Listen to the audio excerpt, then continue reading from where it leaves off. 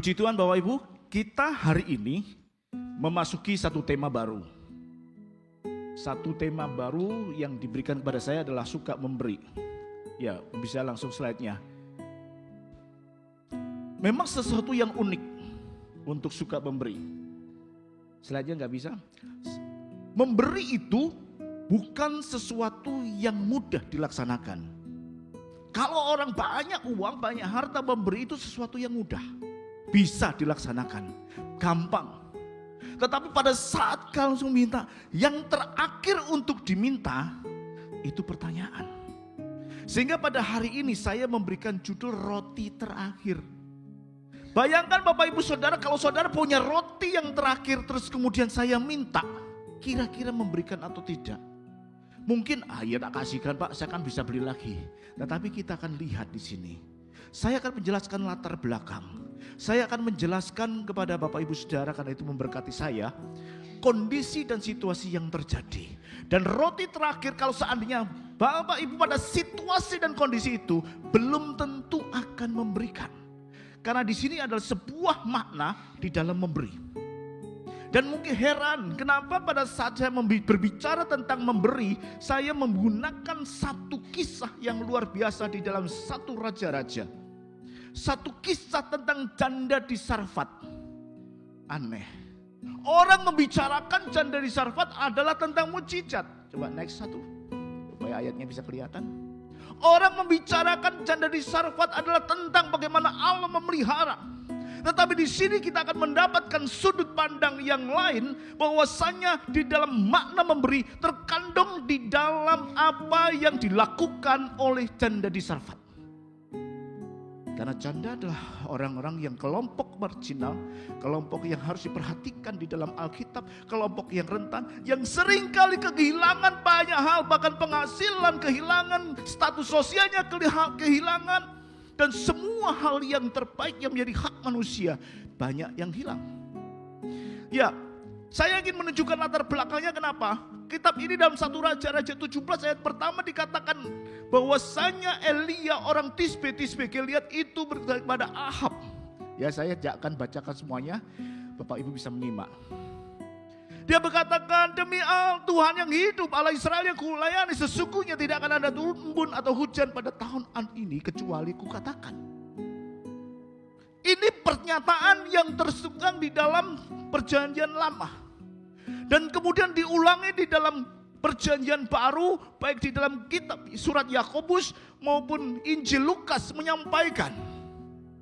Kalau sudah disebut di dalam perjanjian lama kisahnya, kemudian dilanjutkan oleh Yakobus yang mengatakan hujan tidak turun ke bumi selama 3 tahun dan 6 bulan. Menyatakan bahwa apa yang dikatakan oleh Elia itu benar-benar terjadi. Benar-benar terlaksana. Dan ditunjukkan di dalam Injil Lukas selama 3 tahun dan 6 bulan itu tidak terjadi hujan. Ada banyak janda di Israel. Ada banyak janda, tetapi Elia diutus kepada bukan salah satu dari mereka. Tetapi Elia diutus kepada seorang janda yang berada di wilayah Sidon. Berada di wilayah yang jauh dari Israel. Pada perempuan yang ada di sana. Dan pada saat dia berangkat, dia tidak tahu janda yang mana. Ada berapa janda di Sidon? Gak tahu. Tapi Elia dengan iman dia pergi ke Sidon. Saya tidak akan tunjukkan dalam peta jarak antara Israel dengan Sidon, tetapi boleh saudara cek lagi di dalam Google ya, seperti itu. Tetapi dia harus pergi ke Sidon. Mengapa ke Sidon? Ini adalah sesuatu rahasia yang luar biasa yang kita akan sampaikan. Oleh karena itu, maka kenapa dalam kondisi seperti ini, di dalam 1 Raja-Raja 17, saya ingin menggambarkan terlebih dahulu kondisi di situasi Israel pada waktu terjadi 3 tahun 6 bulan itu dengan kekeringan. Next. Apa yang terjadi di sana? Situasi dan kondisi di zaman Elia pada waktu itu, kita tahu pemerintahan Israel itu pemerintahan yang luar biasa karena pemerintahan itu dipimpin oleh Allah. Segala sesuatu itu dapat terlaksana dengan baik. Perdagangan baik, ya. Orang-orang yang makmur karena dipelihara oleh Allah. Dan kemudian hubungan ekonomi juga terus meningkat, militer meningkat. Hubungan dengan Venesia, perdagangan dengan Venesia juga bagus. Sehingga secara perekonomian bagus. Di dalam pemerintahan pada waktu itu yang diperintah oleh raja namanya Ahab. Luar biasa. Namun sesuatu terjadi pada kala Ahab mengambil istri orang Sidon yang bernama Jezebel. Itulah mulainya. Sehingga di dalam Raja 17 dikatakan, akan aku katakan bahwa sejak saat ini tidak akan turun embun, tidak akan turun hujan selama 3 tahun 6 bulan. Disitulah mulai malapetaka. Disitulah terjadi bencana. Karena apa? Karena dengan menikahnya Jezebel dengan Ahab, Ahab itu mengambil istri Jezebel, seluruh pemerintahan tetap berjalan. Tetapi pusat kerohaniannya berubah. Jezebel orang Sidon, dia menyembah kepada Baal. Dan Baal menjadi agama resmi kerajaan. Orang yang pertama menyembahi Allah yang hidup, kemudian menyembah kepada Baal. Sampai akhirnya Tuhan mengutus Elia untuk menegur. Tetapi tidak ada masalah dengan hal itu karena lebih takluk dengan istrinya. Sehingga dikatakan mulai hari ini tidak akan turun hujan. Selama 3 tahun 6 bulan. Tapi memang pada waktu itu Elia hanya mengatakan sejak saat ini. Kondisi pemerintahan pada saat kerohaniannya digeser kepada yang dunia. Kepada imannya, kepada hal yang mendukakan hatinya Tuhan. Tuhan memberikan kondisi situasi ini bisa terjadi. Karena sudah menggeser agama resminya menjadi agama Baal, menyembah Asyera. Dan apa yang dikatakan oleh Elia itu artinya menentang segala legitimasi dari Ahab. Kenapa kok saya katakan menentang legitimasi? Karena Baal itu dikenal dengan dewa kesuburan. Baal dikenal dengan dewa panen. Baal dikenal dengan yang luar biasa, dewa hujan. Sehingga pada waktu itu kondisi situasi semua aman, semua baik karena ada dewa Baal yang memelihara. Sampai di sini paham? Oke, lanjut. Pada saat Elia mengatakan sejak saat ini tidak turun hujan, itu artinya menentang legitimasi Ahab. Katakan, siapa yang sakti? Allahku atau dewamu? Allahku atau dewamu? Kalau saya mengatakan tidak turun hujan dan tidak turun hujan, berarti dewa Baal itu tidak ada artinya apa-apa. Dewa Baal itu harus kalah dan kamu harus kembali kepada Allah Israel, Yahweh. Ya, paham ya? Sehingga legitimasi dinyatakan, tetap dijalankan. Apakah sampai di situ? Enggak, karena dampaknya bukan hanya kepada orang-orang Israel, tetapi banyak terjadi kelaparan, kesulitan, termasuk Elia sendiri. Karena pada saat seperti itu terjadi keruntuhan di dalam bidang pertanian. Orang Israel 80% itu hidup dari agraris. Ia mengandalkan berkat Allah dengan turun hujan. Tidak seperti Mesir yang memiliki sungai Nil untuk diambil airnya. Tetapi berkat, dalam Ulangan dikatakan itu sebagai berkat Allah hujan itu. Dan tergantung dari air. Pada saat 80% kondisinya itu tergantung kepada air dan tidak ada air pada saat itu, tanaman banyak mati. Orang Israel bahkan di perkebunan, ada perkebunan anggur, perkebunan jelai, peternakan, ada mereka adalah penggembala yang memerlukan padang rumput yang hijau. Pada saat terjadi satu keruntuhan karena kekeringan, semuanya kering. Ya, krisis air terjadi. Kalau hanya satu kali, mungkin gak apa-apa. Saya ingat masih tahun 1982, krisis air. Saya harus cari air kemana-mana dan antriannya panjang. Bahkan sungai-sungai kering, kami adalah menggali sungai untuk cari air. 1982. Demikian juga dengan zaman Elia, sungai Kerit pun kering, sehingga dia harus melangkah ke Sidon. Air menjadi satu komoditi yang utama. Tetapi krisis yang terjadi sehingga semua ternak bisa ternak. Bukan hanya ternak militer juga. Kenapa? Kuda-kuda juga perlu makan. Militernya juga bisa runtuh. Bahkan bisa pergi ke Venesia, pergi ke Mesir untuk beli bagi yang punya duit. Mungkin mahal dia tetap beli. Orang-orang marginal seperti kita yang terbatas dokunya gak bisa beli, nahan mahal. Sehingga terjadi itu permintaan begitu besar tetapi tidak ada barang. Inflasi meningkat besar. Itu otomatis menjadi dampak. Bukankah keadaan sekarang seperti ini di Indonesia?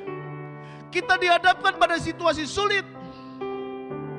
Ada banyak krisis yang terjadi. Pada saat Selat Hormuz aja ditutup, krisis itu sudah terasa sampai di sini. Baru berapa bulan? Ini 3 tahun setengah. Dan kita bisa membayangkan kondisi situasi itu, inflasi besar, krisis air dan seterusnya. Dan terjadi pengangguran massal. Karena apa?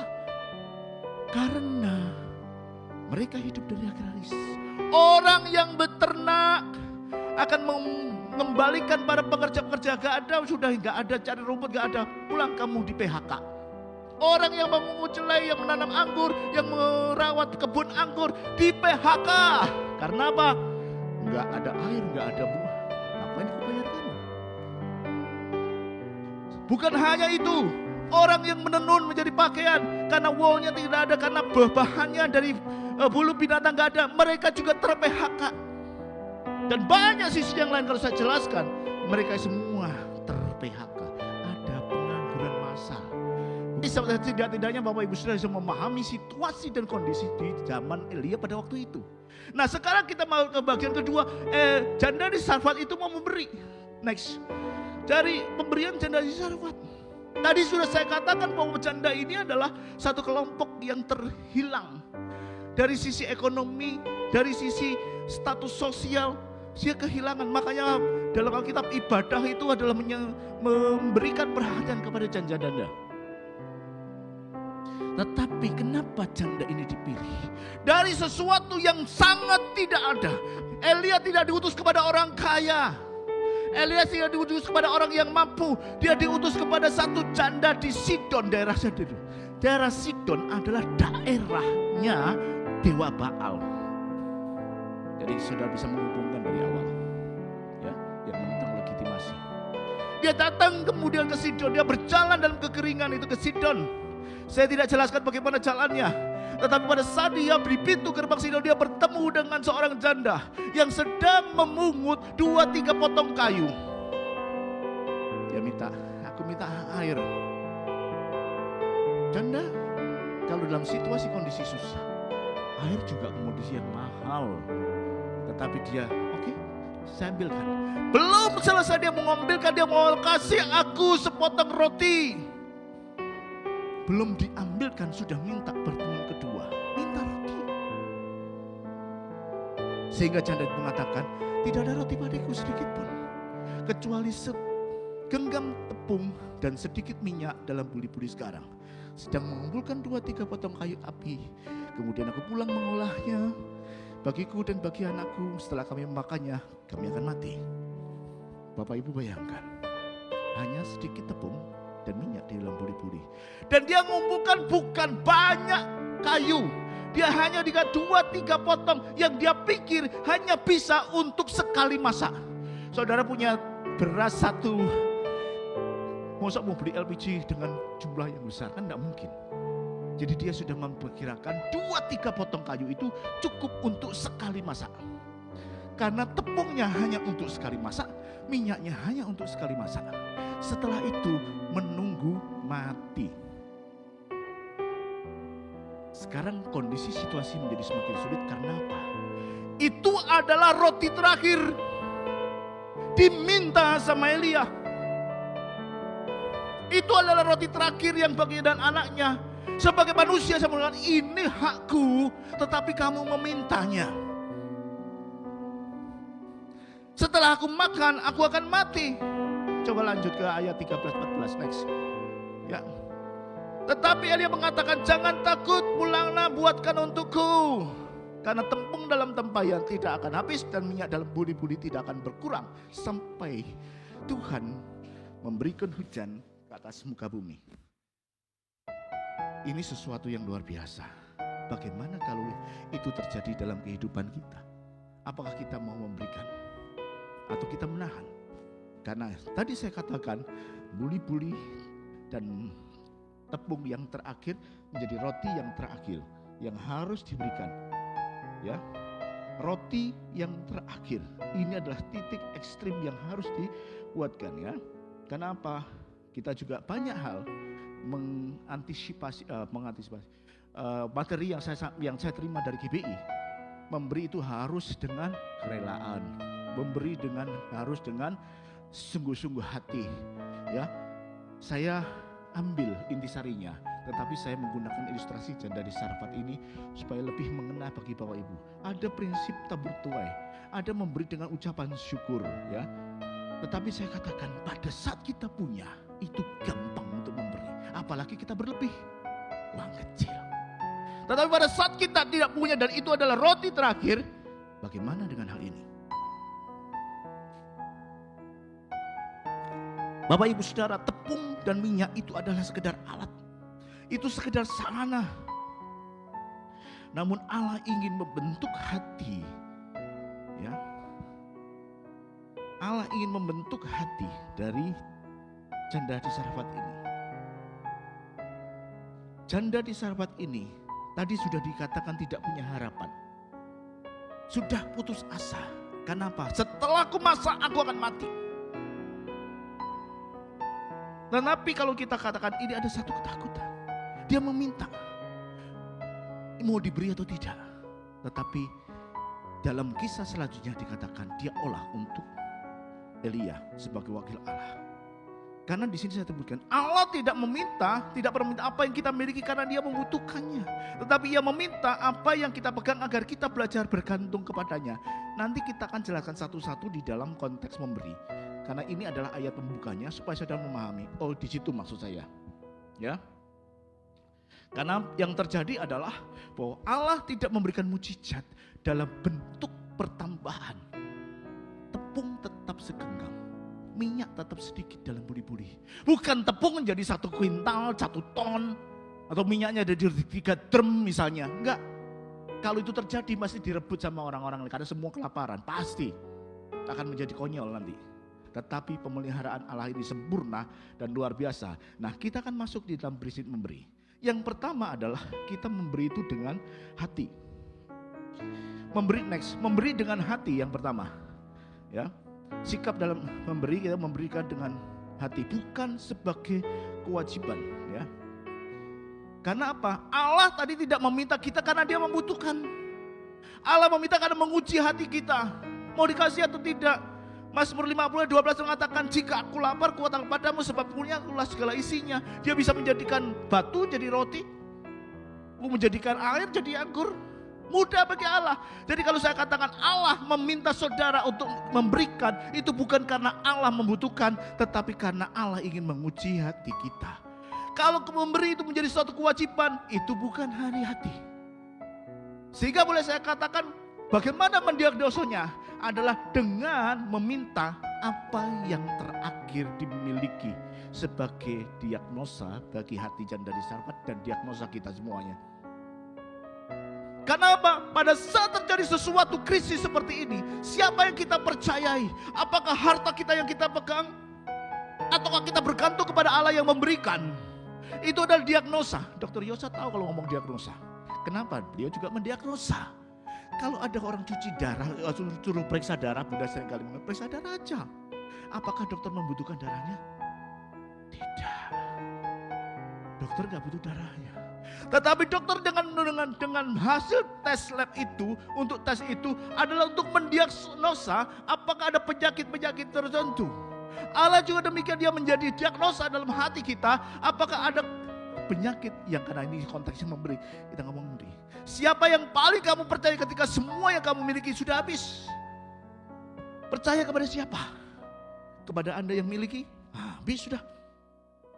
Bukan kepada roti. Allah tidak meminta berapa tepung yang ada padamu. Begitu dia. Allah tidak bertanya berapa isi dompetmu. Tetapi Allah meminta, buatkan dahulu bagiku. Itu kata dia. Ya. Kita lanjut. Karena tadi adalah dasarnya adalah Allah diagnosa hati. Inilah dasar dari memberi bukan karena kewajiban tetapi karena iman. Ya, diagnosa. Oke, bukan karena melimpah tetapi karena terbatas. Tepungnya tetap sedikit. Yang kedua adalah Allah, bentar ya. Nah, itu. Allah memindahkan pusat kepercayaan. Kalau begitu saya tak cepet dah. Ya. Sorry, saya habisnya di situ. Mentalitas kepercayaan pusatnya kepada apa? Kepada yang kita miliki atau kepada Allah sebagai pemberi. Mentalitas kelangkaan, mentalitas kerajaan. Kenapa? Pada saat kita kondisi krisis itu kita langka, kita pertahankan. Ya, bensin langka.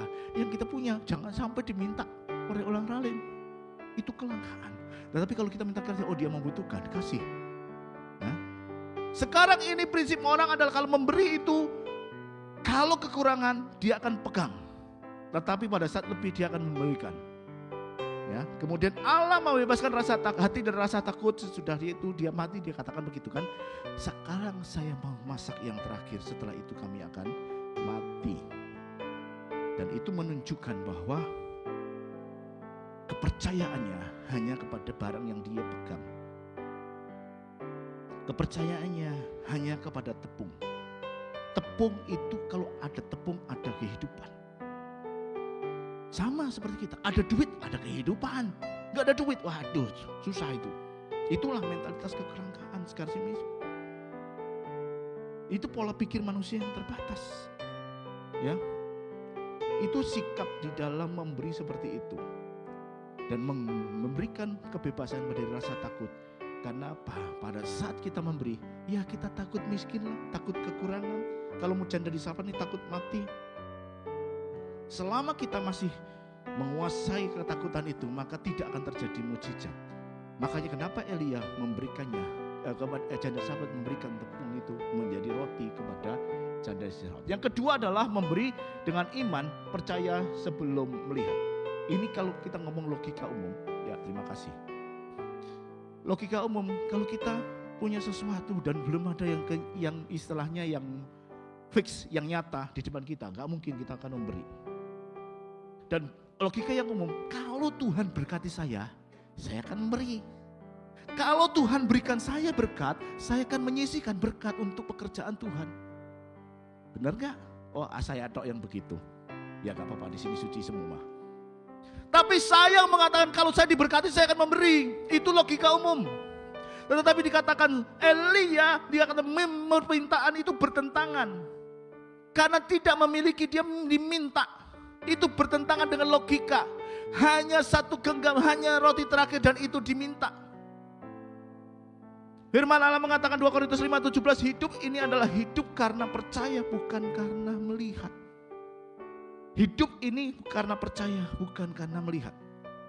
Kenapa? Pada sesuatu yang sangat berharga itu akan kita pertahankan. Logikanya adalah menghitung berdasarkan apa yang ada di tangan. Sedangkan iman itu memperhitungkan apa yang ada di masa depan. Gak tahu. Tetapi kalau dengan iman kita percaya yang memberi berkat pasti akan memberi berkat. Amin. Namun iman ini bertumbuh saat logika sudah mencapai batasnya. Janda di Sarfat sudah mentok. Maka dikatakan demi Allahmu yang hidup. Bukan Allahnya dia orang Baal. Demi Allahmu yang hidup aku buat bagimu. Artinya dia sudah mentok. Aku buat, besok aku mati. Aku gak buat, aku serahkan hamba Tuhan. Aku juga bisa ada kesempatan hidup. Ada sedikit harapan. Maka dia lakukan itu untuk Allah. Pada saat dia logikanya sudah mentok, mencapai batasnya, dia membuatkan itu untuk Elia melakukan untuk pekerjaan Allah. Setidak-tidaknya ada kesempatan. Karena apa? Banyak orang masih mengandalkan logika. Gak ada pekerjaan, khawatir makan apa? Ya makan nasi. Gak ada istilahnya yang bisa dijadikan pegangan. Sakit terus menerus, kok gak sembuh-sembuh. Kesempatan kerja semakin susah. Bahkan kadang-kadang masih bekerja aja sudah khawatir. Jangan-jangan dengan kondisi krisisnya aku dipecat. Masih punya usaha saja masih khawatir. Jangan-jangan usahaku bangkrut. Banyak hal. Oleh sebab itu pada saat iman itu mencapai batasnya, kita harus pada saat akal itu mencapai batasnya kita memakai iman. Tetapi kekristenan bukan agama yang anti logika. Menempatkan akal di bawah ketaatan artinya apa? Kekristenan tidak tidak anti logika. Loh, Tuhan kasih hikmat untuk kita bekerja. Tuhan kasih kita untuk merancangkan sesuatu, untuk melakukan pekerjaan dengan maksimal dan berpunya prestasi, dengan memulai bisnis dan berkembang dengan luar biasa, bisa memberkati orang. Itu adalah logika. Kita diberikan, makanya kenapa kekristenan itu tidak anti logika, tetap harus pakai logika, tetapi menempatkan logika itu di bawah ketaatan. Pada saat dia mengatakan buatkan dahulu, dia buatkan. Paham bedanya? Saya tidak mengatakan kita tidak boleh anti logika. Saya harus mengatakan kita harus berprestasi, harus luar biasa, pakai akal. Tetapi pada saat mentok, akal itu harus ditaruh di bawah dan kita harus taat kepada Tuhan. Ya. Tunduk kepada firman Allah. Ambil kebijaksanaan. Apakah itu mudah? Enggak ada yang mudah. Justru itu saya mau bukakan kepada Bapak Saudara. Enggak ada yang mudah. Terus yang ketiga adalah, ya, karena kita ada 6 ya. Next. Yang ketiga adalah memberi bukan karena kelebihan. Ini sudah sangat tersirat tadi ya. Dia mengatakan sesudah itu kami makan, kemudian kami mati. Bukan dari kelebihan. Rasa takut seringkali lebih mengingat lebih daripada kekurangan. Masih ada kerjaan tadi saya katakan. Masih ada usaha saya katakan. Masih ada tabungan. Tetapi rasa amannya dibangun di atas dasar apa yang dimiliki. Pada saat semuanya semakin turun, dia mulai khawatir, dia mulai takut. Karena rasa amannya pada saat saya memiliki tepung, rasa amannya pada saat saya memiliki duit, rasa amannya pada saat saya memiliki pekerjaan, rasa amannya pada saat saya memiliki usaha. Pada saat kondisi situasinya tidak memungkinkan, dia mulai khawatir, kekurangan. Karena ketakutan membuat sulit percaya kepada pemeliharaan Allah. Kenapa? Dia fokusnya yang pertama tadi bukan kepada Allah sebagai memelihara, tetapi kepada apa yang dia miliki. Dan setiap keputusan yang diambil hanya untuk bertahan hidup. Ya kan? Oh, ini harus saya pegang supaya jangan diambil Pak Dayat. Harus saya pertahankan supaya saya jangan mati, anak saya mati, tetap harus makan. Makanya dalam konteks ini Tuhan mau mengubah mentalitas bertahan itu. Dalam situasi sulit kan bertahan loh, menjadi mentalitas percaya. Janda di Sarfat ini dipulihkan dulu hatinya, mengalahkan ketakutan karena dia mengatakan setelah itu kami mati. Dia belum mati, tidak ada harapan, tetapi dipulihkan. Kasih kepada dia, kasih terlebih dahulu, dan disitulah ada kehidupan. Itu menjadi percaya, ya, percaya. Karena apa Bapak Ibu Saudara? Bedanya bertahan dan hidup dengan percaya. Kalau bertahan itu digerakkan rasa takut dan kehilangan, maka dia pertahankan. Tetapi kalau hidup dengan percaya, digerakkan oleh percaya kepada Allah yang memberikan sumber hidup. Tetap bekerja, tetap memenuhi kewajiban, tetapi tetap menempatkan iman di atas segalanya. Bekerjalah dengan maksimal, tetapi tetap yakin Allah yang memelihara. Amin. Terus yang ketiga, yang keempat adalah memberi, menjadikan Allah sumber pemeliharaan. Tadi sudah saya katakan bahwa Allah tidak membuat mukjizat itu langsung jadi 100 ton misalnya, minyak menjadi berdrem-drem. Tetapi di sini ada tabur tuai. Dia memberikan kepada abdi Allah dan dia diberkati, dipelihara. Tepung dalam taman itu tidak habis, minyak dan bulu ini tidak berkurang. Mukjizat bisa terjadi sekali tapi pemeliharaan setiap hari. Banyak orang merindukan mukjizat. Pak, saya doa punya utang banyak, saya perlu satu mukjizat supaya saya bisa melunasi utang. Pak, saya tidak ada pekerjaan untuk menopang kebutuhan keluarga, saya membutuhkan mukjizat. Saya tidak anti mukjizat, tetapi pemeliharaan Allah itu lebih utama. Karena mukjizat hanya terjadi sekali, gak ada mukjizat setiap hari. Mukjizat setiap hari adalah pemeliharaan Allah. Amin. Saya sering dapat hadiah. Sejak kecil ikut lomba sering menang, ikut undian sering menang. Saya suka. Tapi bagi ayah saya enggak penting. Kenapa? Pemeliharaan ayah itu lebih utama. Karena pada saat saya mendapatkan sesuatu yang besar, hanya sekali dinikmati. Tetapi pemeliharaan itu day by day. Bisa paham? Perlu mujizat? Perlu mujizat pemeliharaan. Itu yang utama. Jadi meskipun kita melakukan sesuatu, kok rasanya dompet ini gak pernah penuh. Tetapi kita harus tahu bahwa dompet itu tidak pernah berkurang. Seperti minyak dalam buli-buli. Gaji dihitung itu gak cukup. Tapi kok bisa memenuhi kebutuhan? Aneh, tapi nyata. Saya mengalaminya. Hitung kalkulasi awal bulan gak cukup. Karena hadiah besar, bukannya saya gak pernah. Saya ke Israel bersama Bapak Gembala itu karena hadiah besar. Ya, satu pekerjaan dan hadiah besar. Saya pergi bersama keluarga. Itu hadiah besar, tapi hanya sekali. Tetapi itu dipanggil. Perusahaan besar, perusahaan Jepang. Saya tinggalkan karena saya sudah janjian terlebih dahulu. Bukannya saya gak butuh pekerjaan, butuh. Tetapi saya harus utamakan, dan itu menjadi ciri khas saya. Saya duluan janji ke A, saya harus tepati dulu janji saya kepada siapapun. Ya, kita tidak mengejar hal-hal yang spektakuler, walaupun itu seringkali dikejar orang. Tetapi tetap menjalani aktivitas sehari-hari, tetap bekerja, karena dari bekerja itu sarana Allah memberkati kita, sarana Allah memelihara kita. Jadi tadi saya katakan Tuhan tidak membuat tepung itu menjadi bertonton, minyak itu menjadi berdrem-drem, tidak. Tetapi pemeliharanya sempurna, tidak pernah kekurangan. Setiap hari janda itu membuka tepungnya, masih ada tepungnya. Dia buka buli-bulinya, masih ada minyaknya. Dia olah lagi. Besoknya, Tuhan hari ini ada enggak? Buka lagi tempatnya tepung, oh masih ada. Buli-bulinya dibuka masih ada. Seperti itulah kita. Kita tidak perlu mengatakan uangnya tebal seperti itu. Tetapi pemeliharaan Allah yang membuat dompet kita tidak pernah kosong. Memberi terlebih dahulu Allah. Itu Allah mau. Karena mujizat sering menarik perhatian. Tetapi pemeliharaan Allah menopang seluruh kehidupan kita. Amin. Lanjut. Ya, memberi berarti mengalahkan kuasa mamon. Ini sangat luar biasa. Ya. Kenapa kok saya luar biasa? Pada saat kita memberi, hati kita terikat kepada siapa? Terikat kepada harta kita atau terikat kepada Allah? Jadi kalau saya ngomong harta terikat kepada kita terikat pada harta, itu berarti ya mamon. Jelas mamon.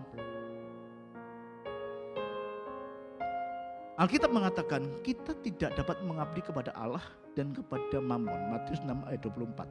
Mamon adalah kuasa yang membuat manusia menaruh rasa aman, identitas dan pengharapannya pada kekayaan bukan kepada Allah. Dan mamon bekerja melalui rasa takut, takut miskin, takut kekurangan, takut masa depan, takut tidak cukup. Sehingga kita mengatakan menaruh kepercayaan itu kepada mamon. Orang hamba Tuhan mengatakan mamon adalah suatu pribadi. Ya, kenapa? Karena kita menaruh kepercayaannya kepada mamon. Ada harta, ada tepung, saya aman. Tidak ada harta, saya tidak aman. Pada saat kita memberi berarti mengalahkan kuasa mamon, itu seperti itu. Mengalahkan mamon itu seperti itu. Kita lihat Sakius, bagaimana dia mengumpulkan harta. Sakius, betul ya. Sebagai pemungut cukai, itu rakus seperti yang baru-baru ini ketangkap. Rakus banget. Makanya kenapa pada zaman dahulu pemungut cukai itu sama seperti orang berdosa yang berkhianat mengkhianati bangsanya sendiri. Pak Adi pernah sampaikan itu. Karena rakus. Tetapi pada saat dia ketemu Yesus, dia tidak menggantungkan hidupnya kepada mamon. Tetapi dia mengatakan kepercayaannya kepada Yesus. Sehingga dia mengatakan, apa yang sudah aku ambil akan aku kembalikan 4 kali lipat. Dan aku akan memberikan kepada orang miskin separuh dari hartaku. Ia menyatakan bahwa dia terbebas dari kuasa mamon. Bisakah kita seperti itu? Susah. Itu kalau dia berlimpah harta, memberinya dengan begitu. Tapi dua sisi yang kita lihat berbeda. Sisi dari ketidakpunyaan kita harus memberi, sisi kelebihan kita harus memberi. Bagaimana memberi supaya kita tidak dikuasai oleh mamon, tidak dikuasai oleh mamon. Ya. Roti terakhir janda Sarfat itu tidak digenggam erat-erat. Dan dia harus lepaskan semuanya. Oke. Paham sampai sini? Soalnya masih ada satu poin lagi yang penting bagi kita. Lanjut kalau begitu, kalau sudah paham. Saya bisa jelaskan lagi tetapi waktunya terbatas. Lanjut, F. Pada akhirnya Bapak Ibu Saudara, kalau saya mengatakan bahwa seluruh kehidupan itu ada sebagai persembahan, itu nyata. Yang pertama adalah dari janda di Sarfat. Dia mengatakan bahwa dua hal itu, tepung tempayan-tempayan sedikit dan minyak dan buli-buli sedikit, itu adalah seluruh hidupnya. Kenapa? Karena dikatakan bolak-balik pada saat dia menyerahkan, setelah itu mati. Berarti dia menyerahkan seluruh hidupnya. Paham sampai di sini? Juga seorang janda pada saat memberikan persembahan di bait Allah dan Yesus sedang mengamati. Pada saat Yesus mengamati di situ, dia melihat banyak orang memberi dari kelebihannya. Yesus tidak tertarik dengan jumlah. Tetapi pada saat ada seorang janda, laki-laki janda, yang memberikan 2 peser, kelontang. Dia ngomong, ini pemberian terbesar. Jumlah? Bukan. Nilainya. Karena orang memberikan dari kelebihannya, tetapi janda di Sarfat, janda di bait Allah ini memberikan dari seluruh hidupnya. Enggak ada lagi yang dapat diberikan, itu yang diberikan. Orang lain mengambil kecil banget.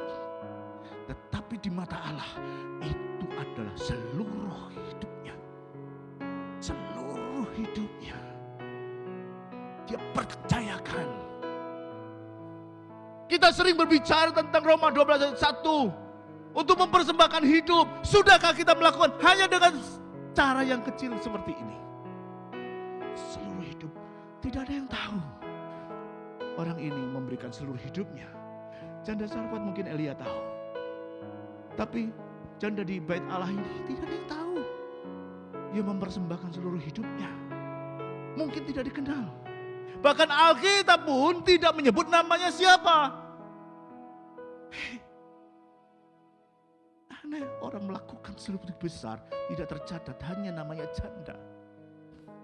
Mungkin kita juga bukan siapa-siapa. Kita bukan pemimpin, kita bukan orang hebat, kita orang yang sederhana, yang memiliki rumah sederhana, yang memiliki penghasilan sederhana. Tetapi seluruh hidupnya kita bisa berikan kepada Allah. Menaruh hidupnya bukan kepada Mamon tetapi kepada Allah. Itulah prinsip memberi. Roti hanyalah media. Hati adalah tujuan. Karena itu ketika Allah meminta roti terakhirmu, jangan buru-buru berpikir bahwa ia sedang mengambil sesuatu darimu. Mungkin justru ia sedang membuka jalan, memberikan sesuatu yang jauh lebih besar daripadanya yang dapat kamu genggam sendiri. Jadi kalau Tuhan meminta roti terakhirmu, jangan ragu-ragu. Kenapa? Allah punya rencana memberikan berkat yang tidak bisa kita genggam sendiri. Itu perjalanan hidup. Saya memberikan sisi yang berbeda dari memberi. Dan saya sangat terberkati dengan kondisi ini. Setelah ini berkembang lagi. Saya punya dibukakan Allah sesuatu yang luar biasa. Ini adalah bagian terkecil yang saya sampaikan. Ya.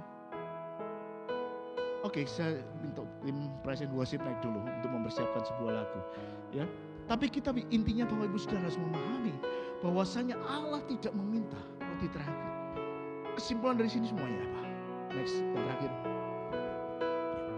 Tadi kita dikatakan Allah ingin memberi. Ya, kesimpulannya ada 6. Memberi dengan hati, memberi dengan iman, memberi bukan dari kelebihan, memberi menjadikan Allah sumber-sumber pelihara, mengalahkan maut dan memberi seluruh kehidupan.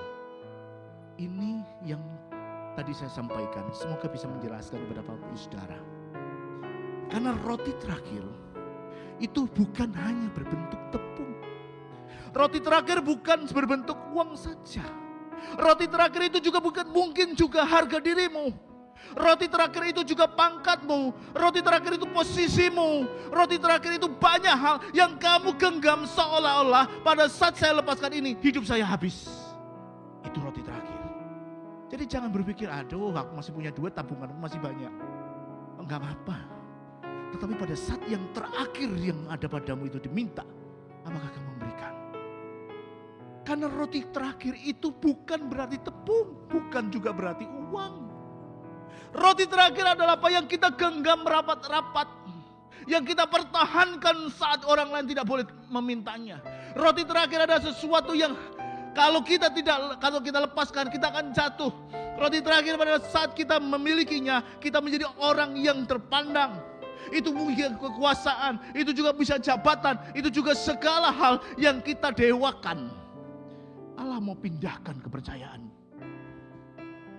bukan kepada roti yang terakhir, tetapi kepada Allah yang memelihara.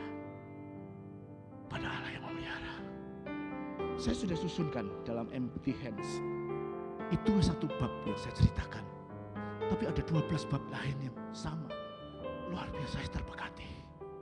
Dan sebagai jawaban dari Empty Hand, ada kamu cuma zastakan itu saya. Saya selalu mengejar sesuatu yang tinggi. Dan adalah kamu cuma zasta. Itu luar biasa. Jadi Bapak Ibu Saudara, saya bukan orang yang hebat. Tetapi saya mendapatkan hal ini, mempunyai pemikiran ini pada saat guyon-guyon sama itu orang yang di belakang itu. Seringkali ngolok-ngolok saya tetapi jahat, jadi bahan yang baik. Seringkali ya kalau mengejek saya tetapi jadi bahan yang luar biasa. Itu yang terjadi. Mari kita renungkan apa yang sudah kita pelajari bersama. Karena roti terakhir tidak selalu berbentuk tepung. Roti terakhir tidak selalu berbentuk uang.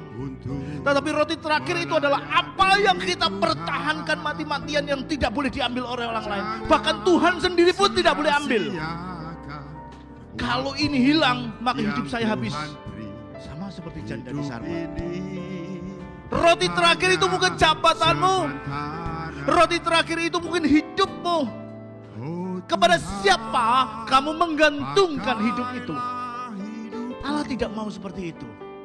Makanya tidak boleh ada kamu berbakti pada Allah atau berbakti pada Mammon. Salah satu harus dikalahkan.